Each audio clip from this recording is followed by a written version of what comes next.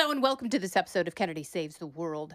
It was a big weekend for sports. It's going to be an even bigger week. Jimmy Fela is here to digest everything and forecast what is to come. We're going to the Yankees game tonight. Are we ever? Yeah. The Yankees kick off a shot to make it back to the World Series at home against the Cleveland Indians, the Guardians, but they were known as the Indians forever. They were. And Native Americans want them to still be the Indians, by the way. But I don't want to get off on a tangent. They want everyone to be They the want Indians. the Redskins to be the Redskins. Yes. Yeah, of course. They The Braves. They know that. Yeah, there is a pride to calling yourself a Brave. We weren't mocking these cultures. You know what I mean? People want to be known as the Chiefs. If only someone had written the cancel culture dictionary.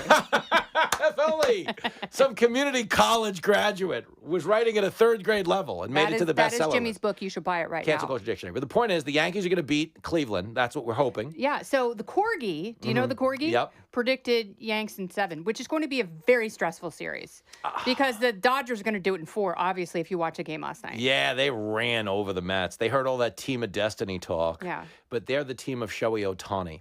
And I want God, LA to he's be good, though. He's the best, man. I mean, I wish he weren't so good. Yeah. I want him to be just a jerk gambler, and he's phenomenal. He's like every at-bat was a hit, and it's like, wow, that is beautiful. And they bat him lead off, and he Yeah. steals bases. Like, we're in the midst of, like, actual generational greatness. Yeah. So the thing you can hope for, like, selfishly, New Yorkers are like, we want a Subway Series. I don't want a Subway Series. Because if it was a Subway Series, I have to buy tickets for, like, my whole family to get them to a game. And also, a Subway Series, the tickets are so much more expensive. It's insanity. Because it's all mooks Yeah, going it's to all, yeah. It's City Field. It's a mook. the Bronx. It's all mooks. Women with my accent sitting in the front row. Come on, Judge, hit a touchdown, bro. You know what I mean?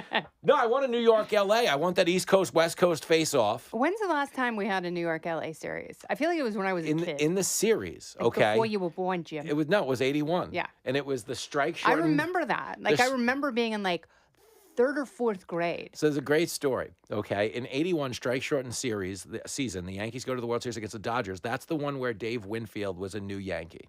He went 1 for 22, and George Steinbrenner nicknamed him Mr. May. Because, you know, they had Reggie was Mr. October. He's like, yeah, we used to have Mr. October. Now we have Mr. May. Oh. And Winfield never forgave him. It burnt his balls. Yeah. And they fought for the entirety of his time on the Yankee roster. But they never played him again. The Mets played the Dodgers in 88, lost. Okay. That was the Kirk Gibson year. I remember that. The Mets beat the Dodgers in 2015 on their way to the World Series to get spanked by the Royals. But a Yankee-Dodger World Series is 43 years. It's Reagan. Wow. And Like young Reagan. Yeah. Like no bullet holes Early. Reagan. And I would love an East Coast, West Coast World Series. And dare I say, depending on how it falls, I'd want to go to an away game in LA because it's the greatest place to watch a game. Because I was telling our tour manager how much fun it is to see a game at Dodger Stadium. the mean, best. they are, and I say this not only as a Yankees fan, but I'm also a San Francisco Giants fan. They are the biggest meathead fans in baseball. People don't know that. They think That is saying something. Like, you put them up against the Red Sox and Phillies fans, they are meatheads. the amount They'll of follow you to your car. Yes, I was and just going to say that. Set your car on fire. The amount of people who get assaulted at Chavez Ravine at Dodger Stadium, it's probably 5-1 over the rest of the league. Amen. And they don't hear it because their reputation is, well, like, they show up late. No. One of the reasons they don't go to their seats till later in the game is because it's 710 degrees in the first 20 rows of that stadium. That's true. I didn't know that. It is an old stadium. The first time I went to that There's stadium, no retractable roof. so I went and I was like, oh, this is great. I'm going to have like a seat in the 3rd row. And I got there and I was the only one there. I'm like, nobody buys the good seats? Because everyone had moved backwards. It's You backwards. turned into a piece of bacon like on an episode of SpongeBob. They move away from the field, and then in like the 7th inning, it fills in. And everyone's like, oh, they just got here. Yeah, No, they were fair here. weather fans. No, they were here. No, they're in the parking lot like beating up old ladies from the they're opposing beating team. them. All kinds of old ladies. And they're censoring Lincoln. Do you know Lincoln had to take off his shirt? So we're going to a Dodger game on July 3rd of this year on the way to your house. That's absolutely right. Someone sold Lincoln a shirt in the parking lot with a Dodgers logo on it that said she loves the D, meaning the Dodger logo. So anyway, we walk into Dodger Stadium, and the first thing that happens, a woman's like, oh, you've got to take that shirt off. You can't wear that shirt. Like a woman who worked there? Yeah, or just yeah. like... Who worked there? No, who worked there? And she's like, he Betty can't come in. Friedan, who wrote the feminist mystique. No, it wouldn't work. So she had a walkie-talkie. Oh, Either that or she was a very aggressive heckler. but the point is, he takes off the shirt. She's like, it's a family-friendly ballpark. I mean this. As he takes off the shirt, he just puts it inside out. There was a girl on all fours throwing up onto the runway that you'd walk down to go to your seat in the family-friendly stadium. Yeah. The point is, Dodger And Stadium... her tube top is falling off, but it's like, this is family-friendly. Dodger Stadium She's taking the train from a fraternity from USC because they're disgusting. Disgusting. Loaded with white trash, that stadium. There is so much white trash in Dodger Stadium. It's a great place to watch a game. I would love to go. I agree. Don't go anywhere. More Kennedy Saves the World right after this. I think that we have to make a pact that if it's Dodgers-Yankees World Series, we have to go to a game. We owe them a road game. Okay, we owe them a road game. All right. America needs this. Assuming we're allowed in a stadium after tonight, because tonight's going to get rowdy. Oh, I don't mind. I'm taking my mitt. You... Yeah, I'm putting on the foil tonight. Kennedy is an honorary Hanson brother. She does bring a mitt. She will wear a hat. Are you scoring the game? Yes. Oh, you are going to score? Yeah, she gets her full spectrum experience. No, every time the tour manager kind of shakes his head, he goes, are you bringing your mitt? I mean, granted, we never sit in sections where where we could catch any sort of a fly ball or foul ball or home run or anything. But I'm still like, I've got it up. Like, yep, it's mine. I got it. I got it. I got and this it's like one. 4 sections over. It's like, no, I think it's mine. Listen, get your money's worth, man. Yeah. You went, go ahead. So speaking of shaky sports weekends, the UCLA Bruins, college football is my favorite sport. It is. I love the Bruins. They're 1-5.